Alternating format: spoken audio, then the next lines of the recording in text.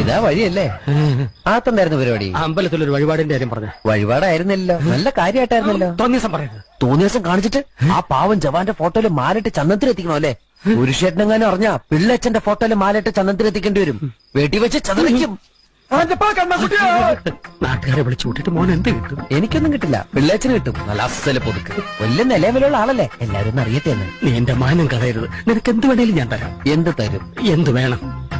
അച്ഛന്റെ കയ്യിൽ നിന്ന് കള്ളക്കണക്ക് എഴുതി വാങ്ങിച്ച കുരുടിമുക്കിൽ 25 സെന്റ് സ്ഥലം. അയ്യോ മാധവ, അത് അയ്യാ മാധവ, അത് എഴുതി തരുമൊന്നും വേണ്ട.